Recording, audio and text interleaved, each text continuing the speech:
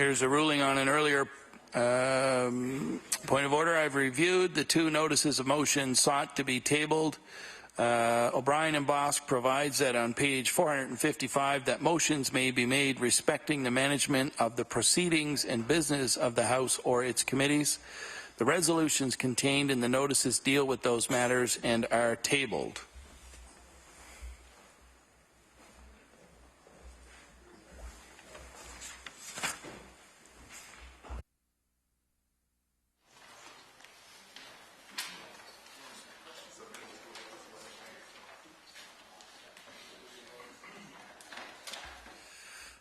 Okay. We'll now move on to orders of the day with oral questions put by members to ministers. The Honourable Leader of the Official Opposition. Thank you, Mr. Speaker. My question is to the Premier, and I can't believe I have to ask this question. It's bad enough that the government is rushing through legislation, sitting at all hours of the night. Mr. Speaker, it's bad enough that the legislation in question is likely unconstitutional. It's going to end up costing taxpayers even more money at the end, Mr. Speaker. But for the Chair of the Law Amendments Committee a few hours ago to deny one last presenter, a hearing-impaired Nova Scotian, the ability to speak at law amendments before a bill is reported back, Mr. Speaker, is just beyond the pale.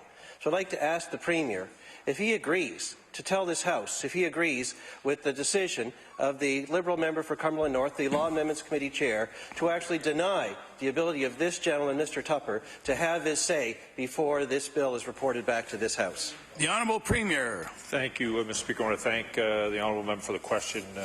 Yesterday it was brought to our attention there's a hearing period in Nova Scotia who wanted an opportunity to present. We note, Mr. Speaker, yesterday we got an interpreter. We reached out to the NDP caucus, who actually were the people who brought this to the attention, I think, of the House. We had the interpreter here. We reminded him a number of different times during the day. We got to the 5 o'clock hour, practically, where the bill was reported back, and the man was not on the list, Mr. Speaker. I think all of us would want to hear from this member. I think all members of this House, as I said just recently outside, I think if there'd been a conversation happen to amend the motion to 5:30 to report the bill back, we still could have been heard from. But I think on a broader note, Mr. Speaker, I think this is an opportunity, I think, to look at the Law Amendments Committee, maybe an opportunity to say, do people with disabilities in this province feel that they have access to that committee, and is there a way do we improve it, and particularly the way that people call in or that they're recorded and put on the list to make a presentation. The Honourable Leader of the Official Opposition. Well, Mr. Speaker, I'm afraid that's not good enough, because the fact of the matter is not all of us wanted to hear from Mr. Tupper, who came to this House to have his say. The Liberal Chair of the Law Amendments Committee did not want to hear from Mr. Tupper. The Liberal members of the Law Amendments Committee did not want to hear from Mr. Tupper. You know what, Mr. Speaker? It was 20 to 5. There was plenty of time, and we did amend the motion to shut down the committee to say it could close down after the committee had heard from Mr. Tupper, and the Liberal members voted against that, Mr. Speaker. Fact of the matter is, on this side of the House in opposition, we have lost all confidence in the member for Cumberland North's ability to chair that Law Amendments Committee. If the Premier truly is sorry for what happened, will he then hold someone accountable for it and replace the member for Cumberland North with a new chair, which should be the Minister of Justice after all anyway? The Honourable Premier. Thank you, Mr. Speaker. Again, as I said earlier in my previous answer, Mr. Speaker, we've made many efforts today to accommodate, to have everyone make their presentation. Mr. Speaker, we had an opportunity. I think, Mr. Speaker, as I said to you, this is an opportunity to look at the committee to make sure that people with disabilities have access to that committee and make sure that we have the interpreter services that are available. So at the beginning of hearing any bill that someone wants to come in and make that presentation, we do so. The Honourable Leader of the Official Opposition on his final supplementary. Mr. Speaker, this is not the fault of the gentleman, Mr. Tupper, who wanted to come here. The fact he is hearing impaired is not the point. They could have heard from him if they wanted to, but they didn't want to. For the Premier to say it's because he had a disability is actually shameful, Mr. Speaker. It is wrong. He was here, he wanted to speak, and the member for Cumberland North and the Liberal Party members of that committee decided to say no to him, Mr. Speaker, even when presented with a reasonable opportunity from the opposition to have his say. Mr. Speaker, that is what happened. They said no. I don't know what they're so afraid of with Mr. Tupper that they did not want to hear from him, but he is owed an apology. And so I will ask the Premier in this House to apologize to Mr. Tupper for the shameful way he was treated by the Liberal members of the Law Amendments Committee here today. The Honourable Premier. Mr. Speaker, first of all, in no way did I, in any one of the two previous answers, blame Mr. Tupper or any other Nova Scotian with disabilities, Mr. Speaker. As the Premier of this province, Mr. Speaker, as the Premier of this province, Mr. Speaker, we've made changes to legislation, Mr. Speaker. I'm very proud of the fact that the Speaker's chair in this House is now there for every Nova Scotian able, Mr. Speaker, or disabled Nova Scotians. Mr. Speaker, it's one of the proudest moments that I've had as a Premier. I have said all along, Mr. Speaker, we'll hear from Mr. Tupper tomorrow. There's amendments coming from him. We can make those amendments. I regret the fact, Mr. Speaker, that we didn't hear from him today. And again, we'll look at the procedures around that committee, Mr. Speaker, to make sure that this doesn't happen in the future, Mr. Speaker. The Honourable Acting Leader of the New Democratic Party. Thank you, Mr. Speaker. Mr. Speaker, tonight hundreds of Nova Scotians gathered outside this legislature to voice their displeasure over this Premier's decision to take away their collective rights.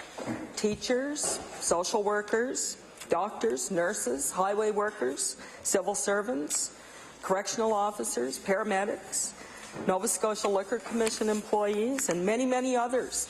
They're all saying that they are being treated unfairly by this Liberal government. And, Mr. Speaker, this isn't the first time that the Premier has targeted the charter rights of Nova Scotians. He did it with Bill 30, with Bill 37, with Bill 1, and now he's about to do it again. So my question for the Premier is this: why does he think his government has the right to take away the bargaining rights of more than 75,000 hard-working Nova Scotians? The Honourable Premier. Mr. Speaker, I want to thank the honourable member for the question. No one's bargaining rights were taken away from them, Mr. Speaker. If they actually read the legislation, we put in place a cap, a ceiling for arbitrators, Mr. Speaker, when it comes to being able to provide an award that the province of Nova Scotia cannot afford. We felt, Mr. Speaker, that the arbitration, and every member of this House, if they've been here for any length of time, would recognize that arbitrators haven't taken into account the ability of the province to pay. We put on a fair, Mr. Speaker, a fair offer where people are accepting that offer, but we could not afford to wait for an arbitrator, Mr. Speaker, to put out of place the fiscal plan. I want to tell you, Mr. Speaker, as we're achieving financial success, even through all of these challenges, Mr. Speaker, we've invested in classrooms across this province, reversing the cuts by the former government, Mr. Speaker. We've hired 381 teachers, Mr. Speaker. We've reduced the outcomes of PhD, Mr. Speaker, from over 600 to almost 200. We brought in teachers across the province to do the same thing, Mr. Speaker. We're going to continue to work with those people across the province to rely our services to Nova Scotians. The Honourable Acting Leader of the New Democratic Party. Thank you, Mr. Speaker. Well, Mr. Speaker, this Liberal government isn't the first to use legislation to erode the rights of workers in our country. It's a method used by Liberal governments in Ontario and BC, and Conservative governments in Alberta and Saskatchewan. And of course, it was used on numerous occasions by the federal government under Stephen Harper. In fact, Mr. Speaker, the Premier's current wage freeze plan essentially mimics the Expenditure Restraint Act enacted by Stephen Harper in 2009. So my question for the Premier is this: why does he think the labour practices of Stephen Harper are in the best interests of Nova Scotia? The Honourable Premier. Mr. Speaker, I want to thank the honourable member for the question. I want to remind her in her list she forgot the NDP government that took away paramedics' right to strike in this province. Mr. Speaker, the only attack that's ever been on the collective bargaining process in the province of Nova Scotia. Mr. Speaker, what we've laid out is a fair offer, Mr. Speaker. It's not a wage freeze. There are 40% of teachers across this province, about 40% of public servants, all receive increases next year based on steps already in the agreement, Mr. Speaker. What we have said that we need to be able to control the cost of government and the wage pattern across the government. We've gave a 3% wage increase over 4 years, Mr. Speaker. That's on top of a 7.5% wage increase offered by the previous government, Mr. Speaker. That's almost an 11% wage increase in the last 7 years in public service, Mr. Speaker. That's not a wage freeze, Mr. Speaker. What we're trying to do to get to a place where we continue to afford to deliver the services to Nova Scotians in a way that Nova Scotians want them delivered, at the same time where we can invest in the services and enhance them when we can afford them. The Honourable Acting Leader of the New Democratic Party. Thank you very much, Mr. Speaker. Well, Mr. Speaker, Canadians voted overwhelmingly to reject the heavy-handed practices of the Stephen Harper government. And, Mr. Speaker, one of the promises the new Prime Minister made to workers was to eliminate anti-public service legislation, such as the Expenditure Restraint Act, and I'll table that. Unfortunately, while the new Prime Minister is rejecting Stephen Harper's labour laws, Nova Scotia's Prime Minister is embracing them in an act in front of this House. Now, Mr. Speaker, the only real difference between the Premier's wage freeze plan and Stephen Harper's is that Stephen Harper's actually provided a 6.3% higher pay increase over 5 years than this Premier's plan. So my question for the Premier is this: given that it's 2015, when is he going to realize that workers have a right to be treated fairly? The Honourable Premier. Mr. Speaker, I agree with the final statement she had. Workers do deserve to be treated fairly, Mr. Speaker. We provided them a fair wage offer, Mr. Speaker. We provided them tremendous benefits. We left in place the MOU, which provides job security, Mr. Speaker, to the entire public service, Mr. Speaker. Following the plan of the NDP party, we would have to do what they did to education, which would mean cut teachers, Mr. Speaker. Over 300 teachers lost their jobs under that government, Mr. Speaker, because they wanted to plan unsustainable wage increases. What we have done, Mr. Speaker, is provided a fair offer to teachers, Mr. Speaker, a fair offer to public servants. At the same time, Mr. Speaker, we've invested in classrooms. We've invested, Mr. Speaker, in providing supports to students. We put more teachers in the classroom, Mr. Speaker, hired math mentors, hired psychologists in the education system. At the same time, Mr. Speaker, delivering services and increasing public service.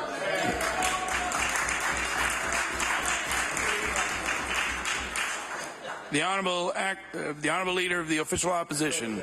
Thank you, Mr. Speaker. My question is for the Minister of Justice, who, Mr. Speaker, is also the Minister responsible for the Human Rights Act. Mr. Speaker, what happened in Law Amendments Committee today was disgraceful.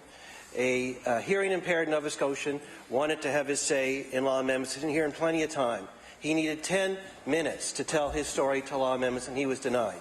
I'd like to remind the Minister of Justice that it's one of her responsibilities to ensure that people with disabilities, whatever they are given reasonable accommodation when they want to participate in our workplaces, in our society, and first and foremost, Mr. Speaker, in our institutions of democracy. So I'd like to ask the Minister of Justice, the Minister responsible for the Human Rights Act, if she agrees with the decision of the Chair of the Law Amendments Committee to deny this particular Nova Scotian, Mr. Tupper, the right to speak at law amendments over a measly 10 minutes. The Honourable Minister of Justice. Thank you very much, Mr. Speaker, and I appreciate the question. I think the important part of the answer is that we need to look at the protocols that are used here in the House, speak to our Legislative Council, and work on the protocols so that they will be in place and there will be no confusion in the future. The Honourable Leader of the Official Opposition. Mr. Speaker, the only protocol that was required here is human decency, and that's what got lost this afternoon at the Law Amendments Committee. We don't need to check a rule book, Mr. Speaker. This gentleman appeared in time, wanting 10 minutes to tell his story. It could easily have been done. The only people that didn't want him to tell his story was the Chair of the Law Amendments Committee and the Liberal members, Mr. Speaker. The Minister responsible for the Human Rights Act seems to want to defend that. It's her duty to make sure that people that have disabilities get reasonable accommodation. How can she stand in her place and possibly defend what happened at Law Amendments Committee today? The Honourable Minister of Justice. Thank you very much, Mr. Speaker. And I think that the member opposite would agree that it's important that every Nova Scotian understand and know that the rules are in place and that we have addressed them and that we have proper protocols. And, Mr. Speaker, I believe this is the first time this has happened. It's raised an issue for us, and we're going to look at it. The Honourable Acting Leader of the New Democratic Party. Thank you, Mr. Speaker. Mr. Speaker, my question is to the Minister who chairs the Treasury Board. Mr. Speaker, legislating wage restraint is a heavy-handed and unnecessary tactic that will ultimately undermine this government's credibility. Teacher after teacher has come and presented to the Law Amendments Committee today, trying to tell the government that their political fiscal priorities are out of sync with the needs of frontline teachers. My question for the Chair of the Treasury Board is this: what advice did she offer to the Board around wage restraint policy and how it would affect teachers in the classroom? The Honourable Minister of Education. Thank you, Mr. Speaker, and thank you for giving me the opportunity to stand and to speak to the supports that have gone into all classrooms in all schools across the province based on this government's commitment to reinvest money that was gashed and cut by the previous government. The Honourable Acting Leader of the New Democratic Party. Thank you, Mr. Speaker. Well, Mr. Speaker, I remind the member and members of the House that the Chair of the Treasury Board of this Liberal government sat at the Cabinet table in the Rodney MacDonald government, and during that time, wages for teachers and other public sector workers rose by 2.9, 2.9, 2.9. And as it turns out, Mr. Speaker, the Chair of the Treasury Board was more liberal as a Conservative than she is today as a Liberal. Since changing political parties, I want to ask the Minister, why has the Minister in charge of Treasury Board changed her tune about how much our teachers, healthcare workers and civil servants are worth? The Honourable Minister of Education. Thank you, Mr. Speaker. And to continue what I was saying about the importance of education to this government and the investments that we have made, I'd like to remind all members of the House that in order to provide better working environment for our teachers and better learning environment for our students, we have reinstated the $65 million, and we have put back $65 million. Good job. Order, please. The Honourable Minister of Education has the floor. Thank you, Mr. Speaker. We have kept sizes. We have capped the class sizes. That allowed us to hire 195 more teachers. We have capped the class sizes for grades 3 to 4, 81 teachers. We have reinstated math mentors that were cut by the previous government. That allowed us to hire 52 teachers. We have reinstated reading recovery, cut by that crowd, 53 more teachers. And, Mr. Speaker, we have totally funded 381 new teaching positions to make a better learning environment for our kids. The Honourable Leader of the Official Opposition.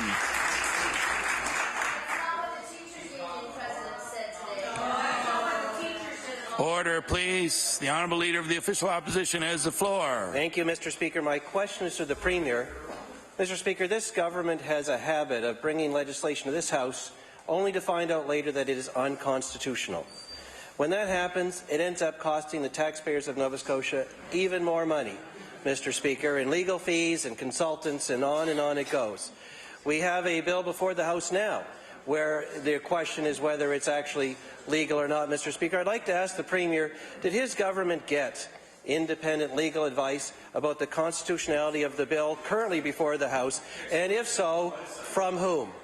The Honourable Premier. I'd like to thank the honourable member. As we do with every piece of legislation, Mr. Speaker, we consult with Nova Scotians, take their advice and their opinion as we draft stuff, Mr. Speaker. As we were moving forward on this piece of legislation, of course, we sought some legal advice, Mr. Speaker. We believe this piece of legislation is constitutional, it's fair to all Nova Scotians, Mr. Speaker, and it will allow us to continue to make the investments that the Minister of Education just referred to, Mr. Speaker, and the Minister of Health can stand up and talk about the investments of $44 million in home care and goes on, Mr. Speaker. And every member of this Executive Council can talk about the investments we made in Nova Scotians, in committees and services that Nova Scotians are relying on, Mr. Speaker. We can't continue to operate the same way we've done in the past, Mr. Speaker. We believe this is fair and in the best interest of all Nova Scotians, Mr. Speaker. I'm reminded by the clerk that the question from the Honourable Leader of the Official Opposition is out of order, as it's asking a question about legal advice on a bill that's before the House. So the question and the subsequent answer are therefore out of order, and I won't entertain any further questions in that vein. The Honourable Leader of the Official Opposition on his supplementary. Thank you, Mr. Speaker. Mr. Speaker, when any bill comes before this House, if it's later found to be unconstitutional, it costs taxpayers more, it turns our system of government into turmoil, and it ends up denying basic constitutional rights to Nova Scotians. So my question is about any specific bill, but I would like the Premier to agree right now to table any legal advice he has about the bills currently before the House. Order, please. The question is out of order. Next question. The Honourable Member for Pictou East. My question is for the Premier. Back in 2010, the Premier said that an HST increase will hurt the individual Nova Scotian and the average family every single day.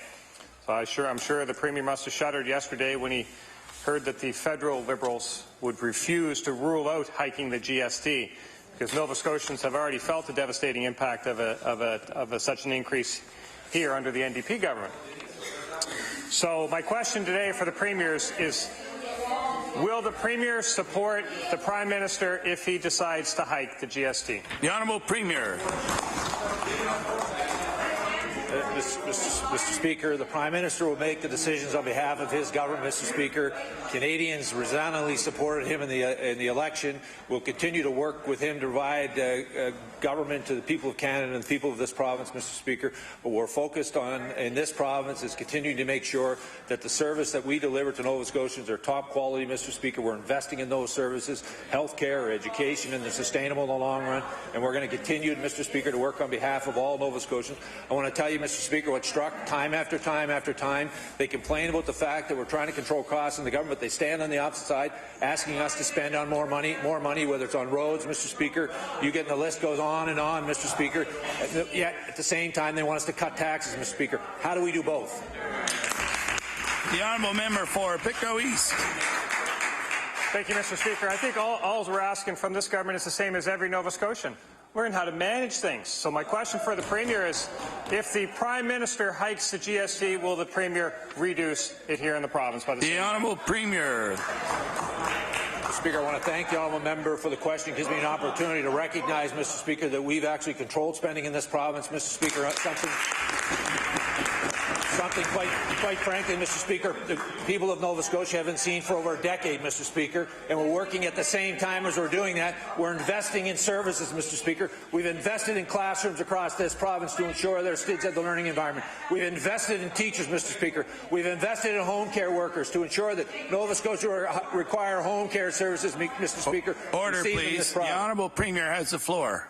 Thank you, Mr. Speaker. Let me start again. We've invested, Mr. Speaker, in classrooms across this province, Mr. Speaker. We invested in teachers across this province. We've invested in home care workers, Mr. Speaker. At the same time, we're controlling costs to ensure we can get back to a balanced budget, Mr. Speaker, so we continue to provide the services that Nova Scotia require in a sustainable way, Mr. Speaker.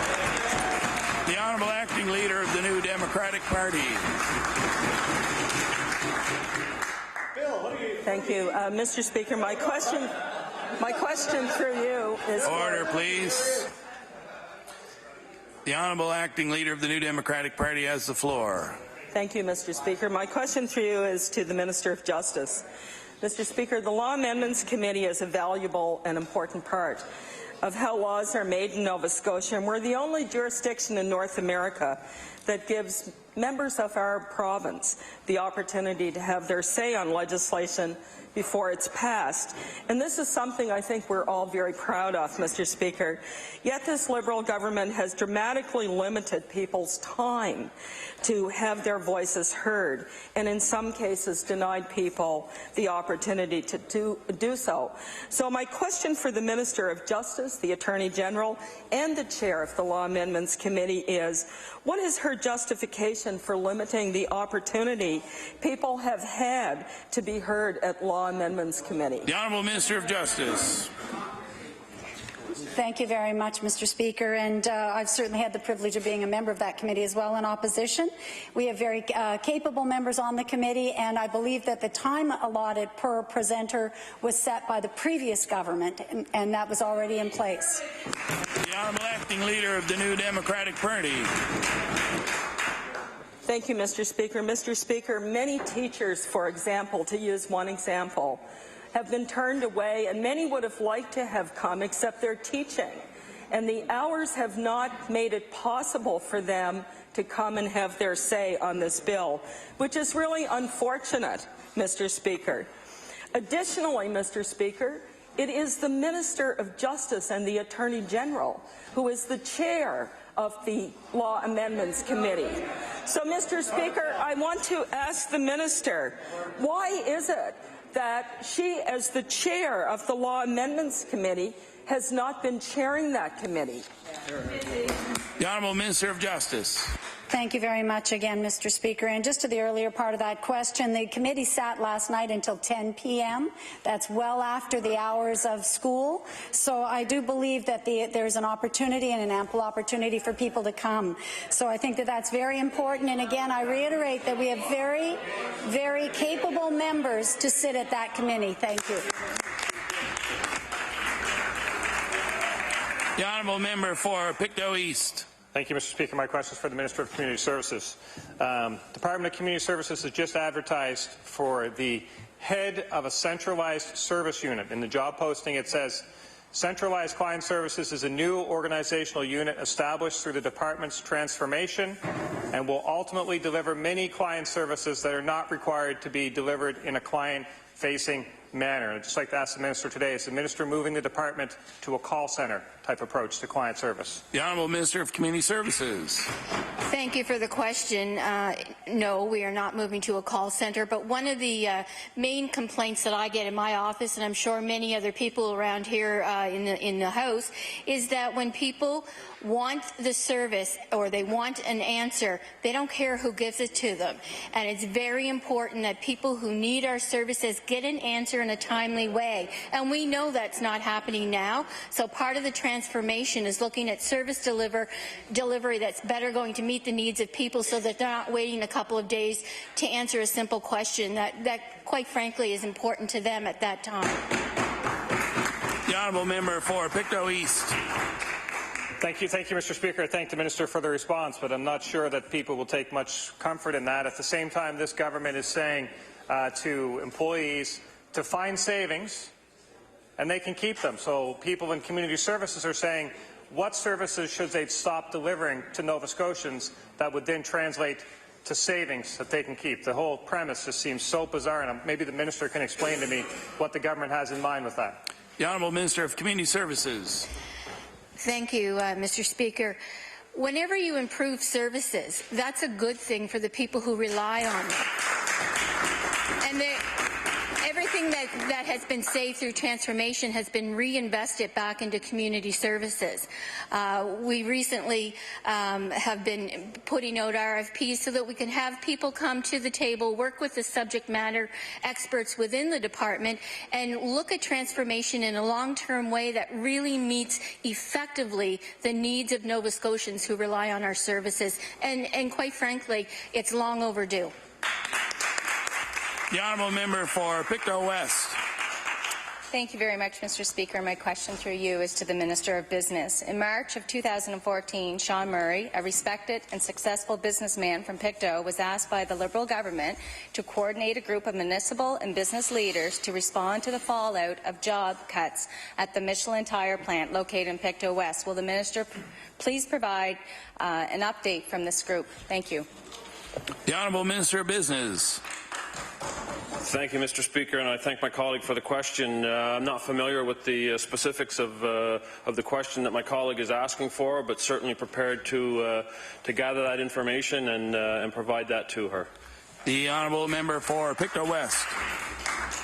Thank you, Mr. Speaker, and I want to thank the Minister. I thought that perhaps maybe there would have been discussions between the past Economic Development Minister and the new Minister of Business. So my question is, would the Minister of Business consider it's almost 2 years, and we are hoping that perhaps you will consider arranging a meeting with the 3 MLAs from Pictou County with this group, because we still don't even know who is part of this group, and come to Pictou in the new year and let's talk about the challenges and opportunities for Pictou County in creating jobs. Will you do that?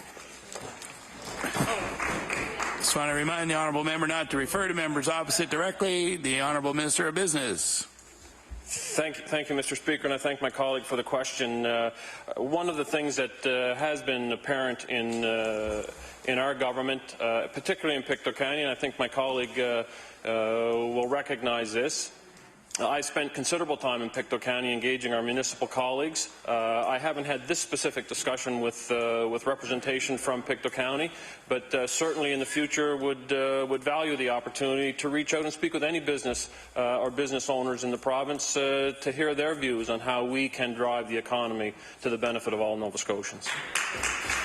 The Honourable House Leader for the New Democratic Party. Thank you, Mr. Speaker. My question is for the Minister of Labour. At law amendments, we heard from noted labour experts, including Mr. Ray Larkin. Mr. Larkin and others stated that the government's new negotiating tactics are unconstitutional. What advice did the Minister of Labour provide to her government around the Charter of Rights and their current labour strategy?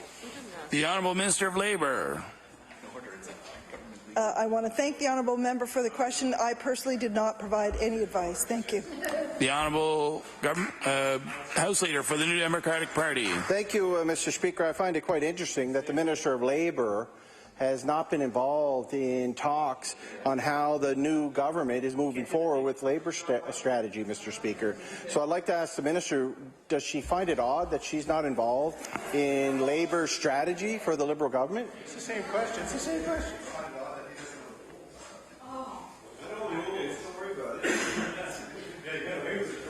The Honourable Minister of Labour. I want to thank the honourable member for the question, and as I indicated previously, I did not give any legal advice on this particular issue. I am not a lawyer. Thank you. The Honourable Member for Northside Westmount. Thank you, Mr. Speaker. Mr. Speaker, my question is for the Minister of Business. For the past 5 years, Cape Breton has had the second worst employment losses of any region in the country. For 5 years, the population loss in Cape Breton has been the worst of any region in the country at a minus 6,600. The unemployment rate in Cape Breton is now 14%. My question to the Minister is, when can Cape Bretoners expect a concrete job plan for job creation in this government? The Honourable Minister of Business.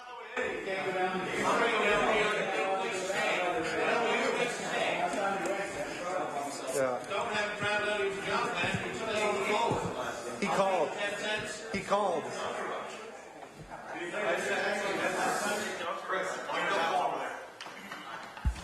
The Honourable Minister of Business. Thank you, Mr. Speaker, and I thank my colleague for the question. There are a number of initiatives ongoing within government to address the needs of youth and unemployment in the province. We're expanding our co-op program, Mr. Speaker. The Graduate to Opportunities program remains and has been expanded. We've revisited and made improvements to the apprenticeship program and systems. Our youth transition from school to work and connecting industry with skilled workforce is available not only in Cape Breton, Mr. Speaker, but right across the province. The Honourable Member for Northside Westmount. Mr. Speaker, the unemployment rate at Cape Breton is more than double the national average.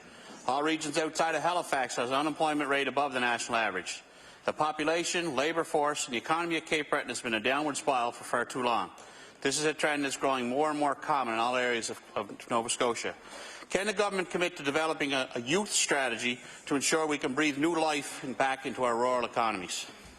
The Honourable Minister of Business. Thank you, Mr. Speaker, and I want to assure my colleague that the Minister of Advanced Education certainly is focused on employment opportunities for youth. But I do want to share with my colleague from Cape Breton, Mr. Speaker, some of the initiatives that are ongoing in Cape Breton where we are seeing tremendous interest and growth. Most recently, Mr. Speaker, our NovaCore I3 program, technology startup competitions, has identified 5 finalists within the Cape Breton community. Sona Nonatech is evolving. Just recently recognized, Mr. Speaker, having signed a significant agreement with a U.S. company to expand and develop their patent. There's a number of businesses in Cape Breton, Mr. Speaker, that are demonstrating leadership. They're investing their own capital. They're providing employment, and I know, Mr. Speaker, that they continue to expand and provide growth opportunities and inherently employment to our Cape Breton. The honourable member for Colchester, Musqueam Valley. Thank you, Mr. Speaker. My question is going to be for the Minister of Justice. We continue to hear a number of stories of telephone scams targeting Nova Scotians. I know of a lady who received a call from a scammer posing as a grandchild in need. And recently we've heard of scammers calling, impersonating the Canada Revenue Agency. That's a tough one. What discussions or has the Minister been in discussion with law enforcement agencies regarding phone scams? And has she been made aware of any increases in the number of phone scams reported? The Honourable Minister of Justice. Thank you very much, Mr. Speaker, and I appreciate the call from, or the question from the member opposite. Certainly there was a question earlier in this session about phone scams, I believe, that came up, or about the elderly from the Valley, isn't that right?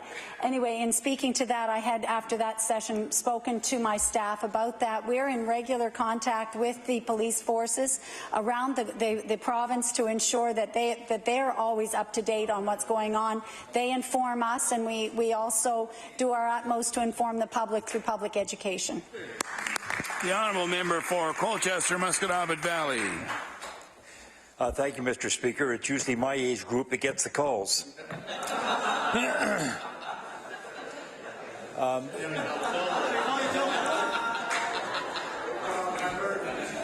I know the federal government and the RCMP run Project Phone Busters to combat the telephone scams. And the Nova Scotia Department of Justice has a small website page dedicated to phone scams. Will the minister consider additional measures just to notify Nova Scotians concerning reports of phone scams in their communities in order to raise awareness? The Honourable Minister of Justice. Thank you very much, Mr. Speaker. And indeed, that is something that I'd be perfectly happy to look into. I think that it's devastating for people when they do lose their money and they are tricked and taken advantage of. So I do believe it is important that we do all that we can. So I'll review the means that we have now and see if we can improve it. Thank you. The Honourable Member for Queens Shelburne. Mr. Speaker, my question is for the Minister of Transportation. Today, at Law Amendments, we heard from Steve Joy, the President of Nova Scotia Highway Workers Union, the men and women who keep our roads safe. Joy stated that no arbitrator was ever awarded highway workers an agreement above the cost of living, but the possibility of highway workers' contract going to arbitration is one of the reasons the government used to explain their labour strategy. Mr. Speaker, given that Highway Workers Collective Bargaining Act of 1997 already took away highway workers' right to strike, why does the minister also want to take away their access to fair arbitration? The Honourable Minister of Transportation. Thank you, Mr. Speaker, and I thank the member for the question. First and foremost, I want to thank that member who was at Law Amendments today and all the workers who support transportation in the department. They really do incredible work, Mr. Speaker, building our highways, keeping them safe, and looking after the maintenance. With respect to the collective agreements and the conversations taking place, Mr. Speaker, as has been said many times by our Premier, these are important decisions we have to keep our fiscal house in order. We're being fair. The processes are in place, and we're respecting those. With respect to the workers, we do appreciate their work, Mr. Speaker. We'll continue to work on those issues related to their working conditions and the great things they do for Nova Scotians, Mr. Speaker. We certainly support Bill 148, and that bill allows us to do all the things we can do on the capital and operational side to continue to keep Nova Scotians safe. Thank you very much. The honourable member for Queens Shelburne. Mr. Speaker, today at Law Amendment, Steve Joy stated that recruitment and retention of highway workers is already strained, and 2 years wage freeze means highway workers will have less income at the end of this next collective agreement because they won't even keep up with inflation and the rising costs of living. Mr. Speaker, what message does the government's opposition to a fair cost of living increase awarded by an independent arbitrator send to the minister's 1,400 provincial highway employees? The Honourable Minister of Transportation. Mr. Speaker, again, I have full respect for the work that's being carried out in my department. The staff we have, the men and women across this province, work very hard on a daily basis, Mr. Speaker. They really do keep us safe and give us that opportunity to get home at night. Again, what we have on the table is fair, Mr. Speaker. We have to keep our fiscal house in order to make sure that we're providing that safety, that infrastructure for the future generations, Mr. Speaker. It is fair. We've done our very best. We can't bankrupt the province, Mr. Speaker. We can't continue to carry this significant debt that we have. Bill 148 gives us that protection, that assurance that we're going to be fair to all Nova Scotians. I support the bill wholeheartedly, Mr. Speaker, and I know that we're doing the right thing for this province. Thank you very much. The Honourable Member for Inverness. Mr. Speaker, my question is for the Minister of Community Services. The Marguerite Centre. Mr. Speaker, we're hearing about a disparity in the per diem for that centre. We keep hearing, I'm getting emails, Mr. Speaker, communications from people who are concerned about the good work that's going on there, and a concern that the centre is coming into financial difficulty. Can the Minister explain what is going on? The Honourable Minister of Community Services. Thank you, Mr. Speaker. There's probably no one in this House that knows better the work of the Marguerite Centre than I do. And so, well, considering I founded it, I mean, give me a break, right? Give me a break. But where I'm going with this is that I'm very happy to report that the Board of Directors, the Executive Director, the Status of Women, the Department of Community Services, and the Department of Health have been working together to find a sustainable long-term solution for the Marguerite Centre. We believe we've arrived at that space. We're committed to that centre. It does fantastic work for women in Nova Scotia as the only recovery centre, and we're committed to seeing through their work in the long term. The Honourable Member for Inverness. Mr. Speaker, given that the Minister has had involvement in founding the centre, I am surprised to see comments in the media from people who are working there who are saying that talking about the per diem that they're getting is not comparable to other recovery houses for men in the province. And it's just surprising to me that this would even be an issue. Is there something else going on here? Can the Minister give us some clarity around, is the Marguerite Centre going to continue? Is it going to receive the per diem it needs to continue? And will the Minister give some encouragement to people out there who may be doubting what's going on here and whether the centre is going to continue? Will the Minister give some confidence to them that it will continue, that it will be funded? The Honourable Minister of Community Services. Well, thank you for the question, and I appreciate the concern. I have my department has been at the table. I'm going to defer the question to the Minister of Health, and he can give his update. But we've also invited the Office of the Status of Women to come along and to look at the sustainability as well. So I'll hand it over to the Honourable Minister of Health. Thank you very much, Mr. Speaker. I appreciate the question. The work of Marguerite Centre in our province must continue to help them out in the short term. The Department of Health and Wellness has made them an offer for this year, and the board has accepted that, and we're looking for the long term to move it to one of the most appropriate department to guarantee sustainable funding. The Honourable House Leader for the New Democratic Party. Mr. Speaker, my question is for the Minister of Health. At Law Amendments, we heard from Nancy McCready-Williams, the CEO of Doctors Nova Scotia. She spoke out, Mr. Speaker, against the government's plan to remove doctors' access to fair arbitration in the event an agreement cannot be reached through negotiations. The reason why doctors have arbitration, Mr. Speaker, is that they cannot strike. Why does the Minister of Health also want to limit doctors' access to arbitration? The Honourable Minister of Health. Thank you very much, Mr. Speaker, and I thank the member opposite for the question.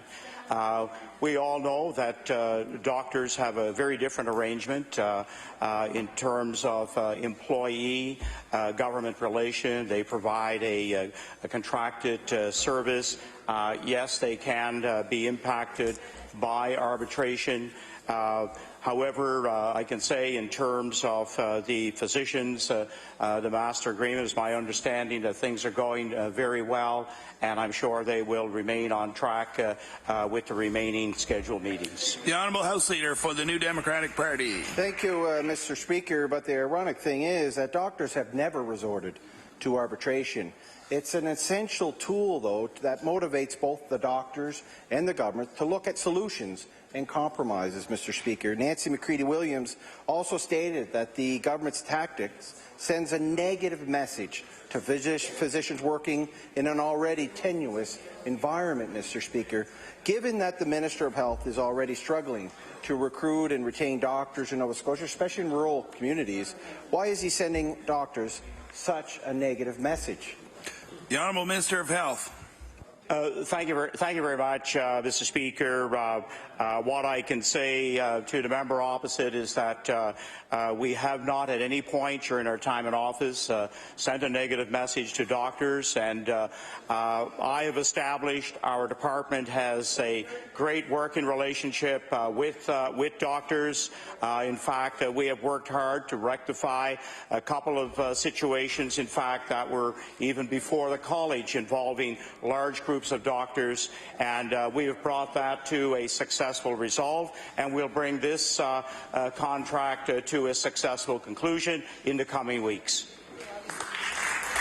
The Honourable Member for Pictou Centre. Thank you, Mr. Speaker. Mr. Speaker, my question is for the Minister of Justice. Mr. Speaker, victim services appear to be lacking in Nova Scotia. I'm led to believe that 4,000 is available within a year to assist victims in need. My question to the Minister, with numerous victims seeking assistance throughout the year, why are some victims ignored when seeking financial assistance? The Honourable Minister of Justice. Well, thank you very much, Mr. Speaker, and I do appreciate the question on victim services. That's an area that I know is very important to many Nova Scotians. I think the member opposite has given the figure of $4,000, so people that are victims of crime are eligible for support and for assistance in navigating through the legal system as well. The Honourable Member for Pictou Centre. Thank you, Mr. Speaker. Mr. Speaker, the order of restitution to the victim appears to fall short. Mr. Speaker, I have a constituent that was attacked on September the 18th of this year. Presently, he's receiving 45% through EI. There's $4,000 available for victims, but I'm told that that $4,000 is for counselling and counselling alone. And again, he's facing many bills, as we all do, if our pay is shortened. And he made an attempt to acquire some money to go to Halifax, to travel to Halifax for surgery, Mr. Speaker, but was denied. So my question to the Minister, will the Minister commit to reviewing this policy and perhaps change it to help victims such as this? The Honourable Minister of Justice. Well, thank you very much, Mr. Speaker. And certainly I would be willing to look into the details that the member opposite is bringing forward to see if there's a different way to offer assistance. But it's true from some years ago in opposition, I'd raised a lot of questions about victim services, and you're right, the funds available are for counselling services. So, and sometimes perhaps victims need help in another ways. So that is something I'd be willing to look at, as long as it's within the fiscal capacity that we have. Thanks. The honourable member for Northside Westmount. Thank you, Mr. Speaker. Mr. Speaker, craft brewers, local distilleries and wineries are big business in this province. They are great tourism drivers. All of these groups, though, are not treated equally. Craft brewers pay 50 cents a litre for all litres of beer they self-distribute, while wineries pay 5% of the wholesale price. That works out to be about 20 cents a litre. I have a question as the Minister in charge of the Liquor Control Act. Why are these two important industries treated differently in this province?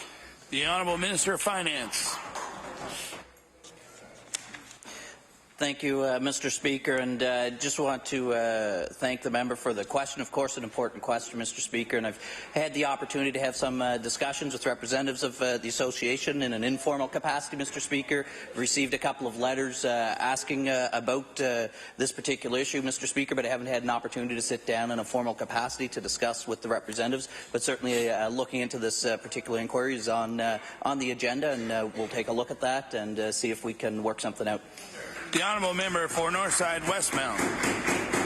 Thank you, Mr. Speaker. And I'm told that the craft breweries, if they could pay the same amount as the wineries pay, could expand their business and even hire more employees.